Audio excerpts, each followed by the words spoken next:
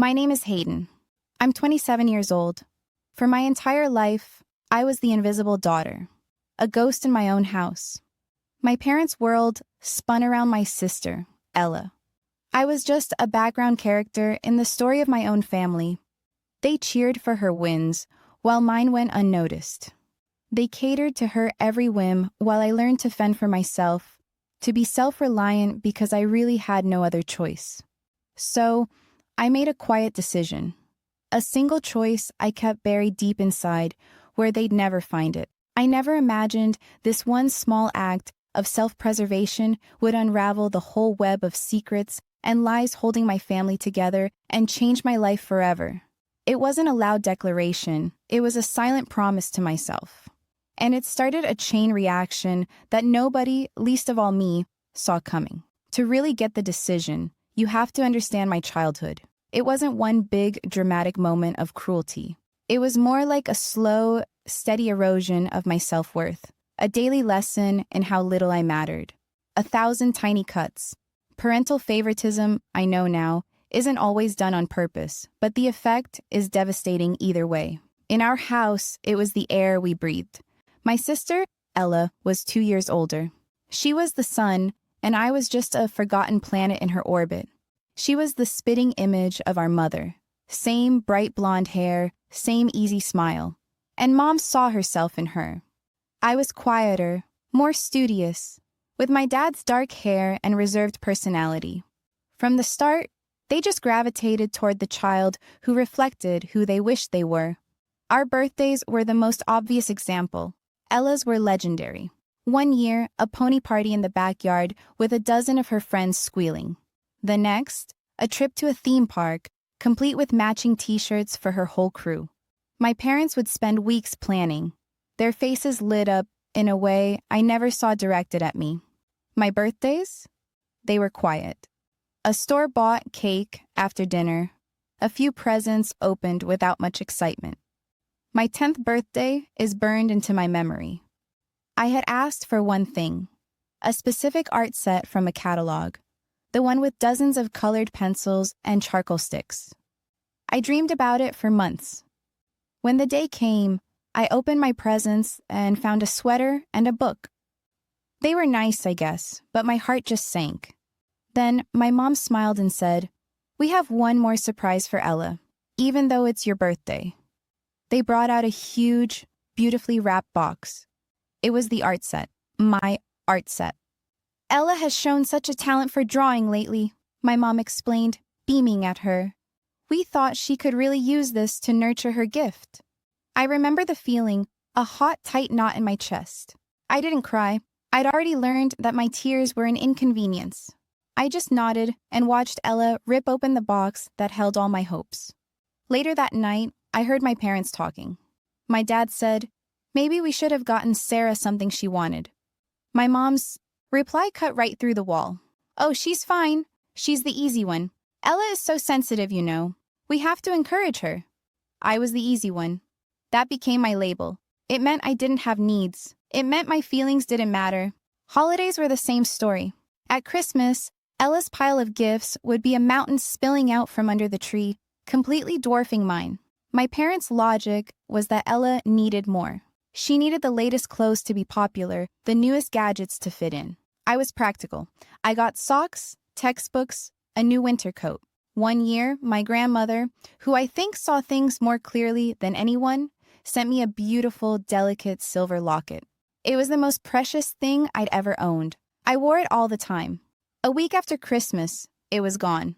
I tore my room apart looking for it, my heart pounding.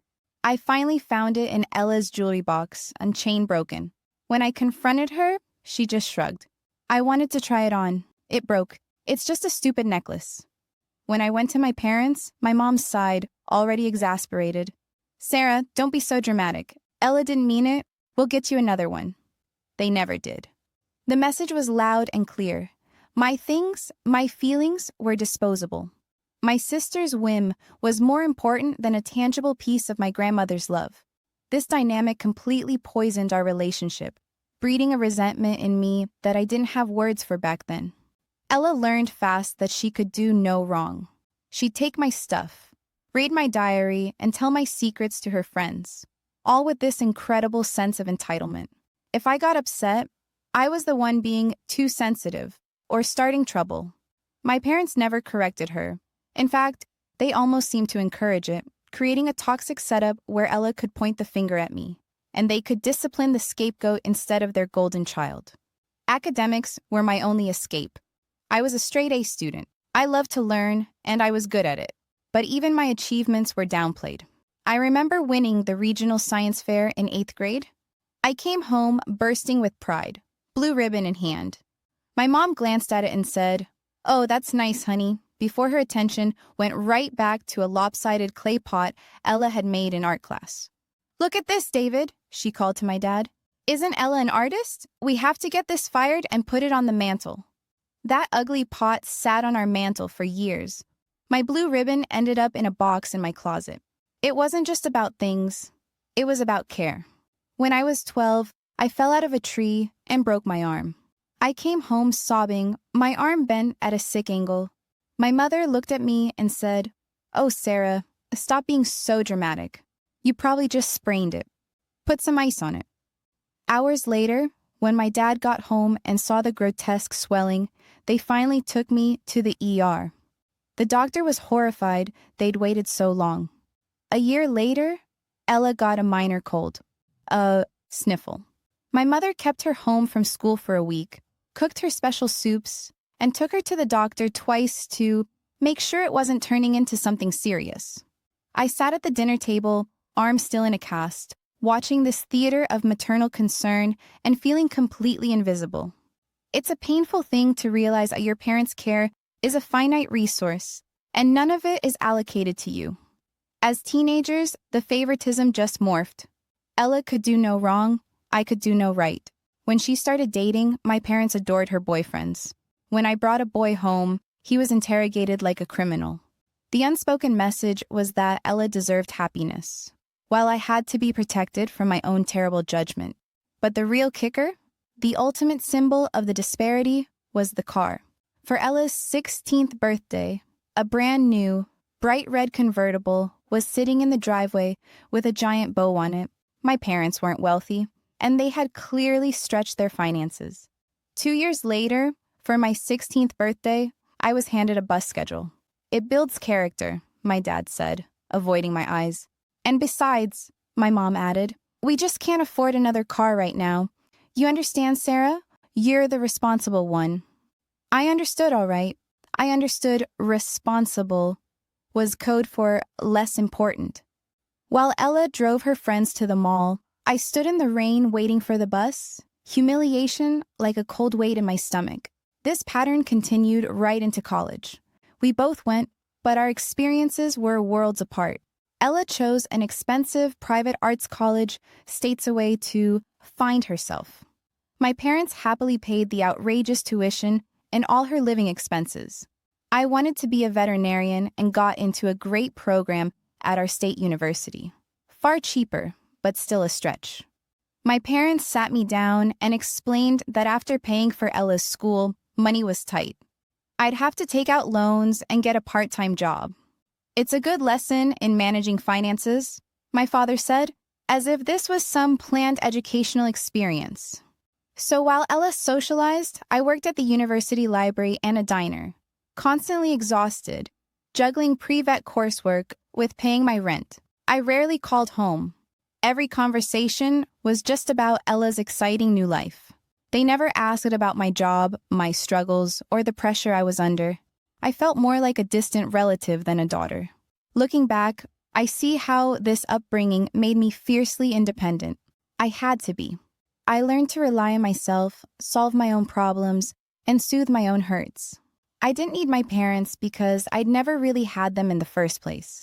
And while that self-reliance became my greatest strength, it was born from a deep, profound loneliness.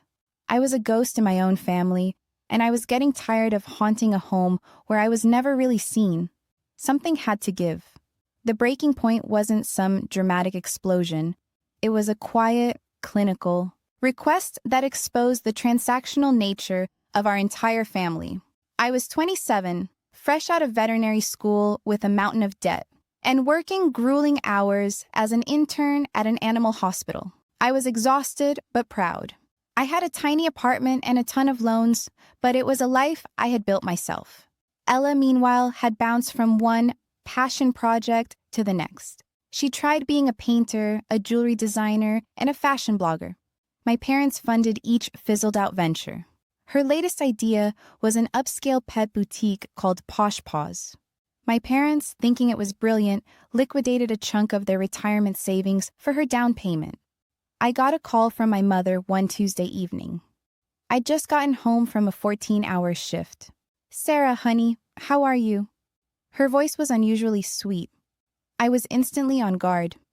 This was her "we need something" voice. "Tired, Mom. Long day. What's up?" "Well, you know how excited we are about Ella's new boutique? It's going to be amazing, but there's a little hiccup. The bank wants a co-signer for her business loan, someone with a stable income and a professional degree." A cold dread washed over me. I knew exactly where this was going. "So," she continued, chipper as can be, "we were thinking, since you're a doctor now, you could co-sign for her. Isn't that a perfect solution? You can help your sister finally achieve her dream."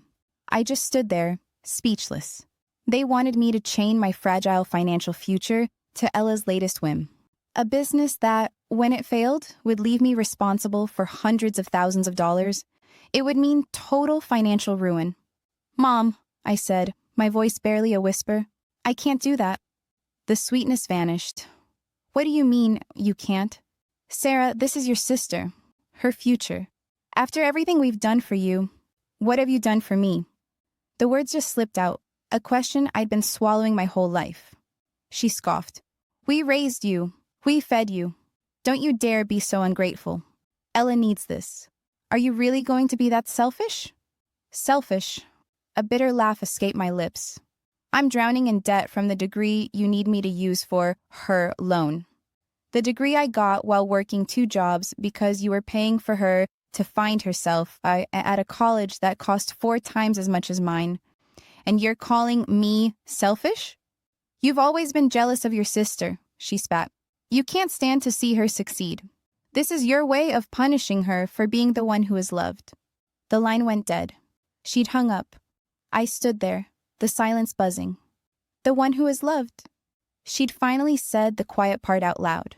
And in that moment, something inside me just shifted. It wasn't anger anymore. It was clarity. A cold, calm, absolute clarity. My whole life, I'd been playing a game I could never win. Chasing a prize, their love, that was never actually on the table for me. I was done waiting to be chosen. They didn't see me as a daughter. They saw me as a utility, a backup plan. The responsible one who could clean up the messes of the favored one. That's when I made my quiet decision. Right there, in my empty apartment, I made a simple vow. I was done. I would no longer beg for scraps from their table. I would stop trying to be their daughter. I would just stop. No big announcement, no dramatic letter. I would simply fade away, building a wall around my life, brick by silent brick. They would get the polite stranger. The real me was now off limits. It was the moment I finally chose myself. The first few months after that were strangely peaceful. My parents, furious that I wouldn't co-sign, gave me the silent treatment. In the past, that would have sent me into an anxiety spiral. Now, it was a gift. The silence was the space I needed to build my new life. Ella managed to open her boutique, Posh Paws, without me. I heard about it from other relatives. No invitation to the grand opening. I felt a tiny pang of an old habit, the desire to be included, and then I let it go. I threw myself into my work. My internship hours were brutal, but I was good at my job. I had a knack for calming scared animals and a steady hand in surgery. My bosses noticed. But my intern's salary barely covered my bills. I needed something more. The idea came to me late one night. There was a huge gap in the market for subscription-based veterinary advice and curated health boxes for pets with chronic issues. Owners were desperate for reliable information. With a surge of purpose, I started working on it. Every spare moment went into my new venture. I built a website, researched products, and wrote content. I used the last of my savings to consult a lawyer. I called it VetBox. It was my secret. The first year was a blur. I'd finish a 12-hour shift, come home, and work on VetBox until 2 a.m. My family's obliviousness was my shield. They'd call occasionally, the conversations stiff and short. "How are you, Sarah?" my mom would ask, her tone still cold. "Good, busy with work," I'd say. "Well, Ella's boutique was featured in a local magazine," she'd announce, followed by a 10-minute monologue about Ella's brilliance. "That's great, Mom," I'd reply, making noncommittal noises. I never mentioned VetBox. They had no idea I was building an empire from my tiny apartment.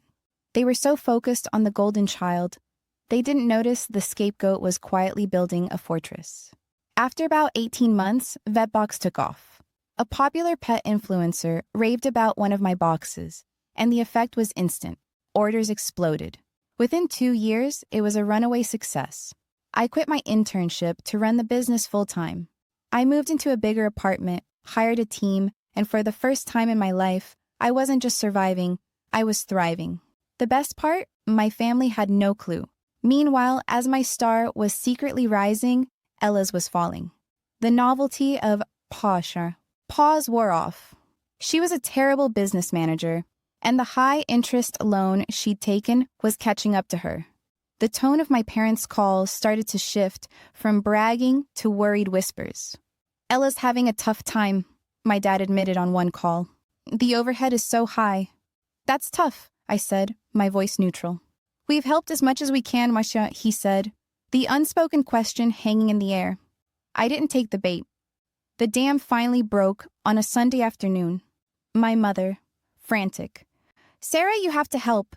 The bank is going to foreclose. Ella will lose everything. She needs $50,000. There it was again. The assumption that I, the responsible one, was the family safety net. I took a deep breath. "Mom, I'm sorry to hear that, but I can't help." "What do you mean you can't?" she shrieked. "You're a veterinarian. You must have savings. This is your sister's livelihood." "Yes, I can imagine it's very difficult," I said calmly. "You're doing this out of spite, aren't you? You are the most selfish, cold-hearted person I have ever known. We are your family." "Family helps family, I know," I said, my voice steady. "But my whole life, family helps family has been a one-way street. It has always meant Sarah helps Ella. I'm just not walking down that street anymore." The silence on the other end was heavy with shock. They were so used to my compliance that my calm, firm no was something they couldn't even process. The unraveling had begun. They just didn't know how deep it went. For the next few weeks, I was bombarded with a guilt campaign. Angry voicemails from my mom, manipulative texts from Ella, awkward calls from my dad. They even got my aunts and uncles to call and tell me I was tearing the family apart. I ignored most of it. I felt a strange detachment, like watching a movie about a family I used to know. Then came the Thanksgiving invitation. It was a summons. "We are all going to be at your Aunt Carol's. We need to talk. You will be there." Against my better judgment, I decided to go. I needed to do this face to face, to close the chapter for good. I walked into my aunt's house and the holiday chatter died. It was an ambush. My parents and Ella were on the couch, faces grim. "Sarah," my father began, "this has gone on long enough. Your sister is about to lose her dream. And you," my mother added, her voice dripping with accusation, "are doing nothing. We know you have money. You live in a nice apartment. You have to help." Ella started crying, big, theatrical tears. "I don't understand why you hate me so much," she sobbed. "You've always been jealous. You want me to fail." The sheer audacity of it was almost comical. All those years of being ignored and undervalued came together in a moment of cold, hard certainty. I didn't feel anger. I just felt pity for them, trapped in the narrative they'd created. I took a breath, my voice calm and even. "This isn't about jealousy, Ella, and it's not about money." I turned to my parents. "This is about you asking the child you refused to invest in to bail out the child you invested everything in. You made your choice for 30 years. You chose her. You funded her hobbies, paid for her expensive school, bought her a car, and paid for her business. You gave her every advantage. You gave me nothing. Everything I have, I built myself. My success is not a family resource. It's mine. My mother's face was a mask of disbelief. Success? What success? You work at an animal clinic? And that was it. The total contempt, the complete dismissal of my life's work. I almost laughed. No, Mom, I don't, I said. I pulled out my phone, my hand steady. I opened my browser and turned the phone around so they could see the homepage of VetBox, the glowing testimonials, the logos from major publications. Then I logged into my business bank account. I didn't show them the full balance, but I let them see the monthly revenue. A number with 6 zeros after it. The silence was deafening. My aunt gasped. My father's jaw dropped. My mother went pale. Ella was the first to speak, her tears gone. Her eyes were glued to my phone, wide and hungry. You have all that money? She breathed. And you wouldn't give me $50,000? What is wrong with you? My mother found her voice, high and frantic. We paid for your education. Your father and I made sacrifices. You owe us. You didn't pay for my education, I corrected her quietly. I paid for it. With loans I'm still paying off. You paid for Ella's. And my success? I built it on the nights you never called and the weekends you forgot I existed. I built it with the self-reliance you forced on me because you were too busy raising your real daughter. I finally turned to Ella. And you think I'm jealous of you? I pity you. You've never had to stand on your own 2 feet. Your business is failing because you failed, not because I wouldn't bail you out. I put my phone away. My quiet decision all those years ago wasn't about getting rich. It was to stop needing anything from you. It was to stop caring if you chose me. The money, it's just the receipt. It's proof that I never needed you to succeed. I looked at their stunned, gaping faces. I'm done, I said softly. I'm done with all of this. I put on my coat and walked out into the crisp November air, leaving the wreckage of their illusions behind me. For the first time in my life, I felt truly, completely free. The drive home was surreal. My phone started buzzing immediately, but I ignored it. I just turned up the radio and drove. It was over. When I got home, the text came in predictable stages. First, the rage. All caps messages from my mother calling me a monster. Then, the manipulation. Texts from my dad about how I was tearing the family apart. And then, the most insulting of all, negotiation. A voicemail from my mother, her voice sickeningly sweet again. Sarah, honey, we're all just emotional. We're proud of you. Of course we are. Now that we know you can help, we can put this behind us. Just a small loan for your sister. It's nothing to you now, right? They still didn't get it. They thought the problem was that I couldn't help. They couldn't grasp that the problem was that I wouldn't. The money hadn't changed me. It had just revealed them for who they always were. They tried to rally the extended family, but I politely shut down any attempts to mediate. Surprisingly, my Aunt Carol called a week later. I'm not going to pretend I didn't see it for years, Sarah, she said quietly. I'm proud of you. That small bit of validation meant the world. The final communication was a letter from my mother about a month later. It was long, rambling, and full of blame. But one sentence stood out. I'm sorry you feel that I favored Ella, but she just needed me more. I'm sorry you feel... The classic non-apology. She wasn't sorry for the truth, just for my perception of it. And there it was again. She needed me more. The justification for 30 years of neglect. I folded the letter and put it away. I didn't need to respond. The quiet decision I made in my lonely apartment years ago had held firm. The fallout was messy, but on my side of the wall, there was only silence. And it was the most peaceful sound in the world. It's been 5 years since that Thanksgiving. I never spoke to my parents or sister again. Posh Paws went out of business. I heard my parents used the rest of their retirement savings to pay off Ella's debts, and she moved back in with them. I assume their dynamic is the same, the golden child and her devoted caretakers, locked in a cycle of dependency. My life, on the other hand, is unrecognizable. I sold VetBox for a life-changing amount of money, though I still serve on the board. But the real victory wasn't the money. The money was just what exposed the truth. The real victory was the peace. I've learned that breaking free from toxic family dynamics is a gut-wrenching process. You grieve the family you wish you had. But on the other side of that grief is liberation. You can't change people who don't want to change. You'll only break your own heart trying. The most powerful thing you can do is change the game by refusing to play. My quiet decision to go dark was the single most important choice I ever made. It let me take the energy I was wasting on a lost cause and reinvest it in myself. The overlooked child, the one who wasn't worth a birthday present, turned out to be the best investment of all. I have a new family now, a chosen family of friends who celebrate me, support me, and love me for who I am, not for what I can do for them. It's a strange thing to be an orphan while your parents are still alive, but I've never felt less alone. The silence they once used as a weapon has become my sanctuary.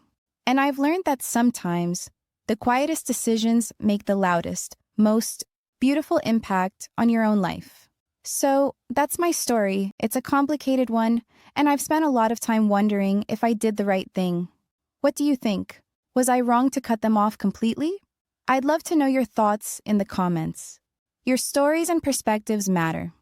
And if you've been through something similar and want to hear more stories about breaking cycles and finding your own strength, I hope you'll stick around. Thanks for listening.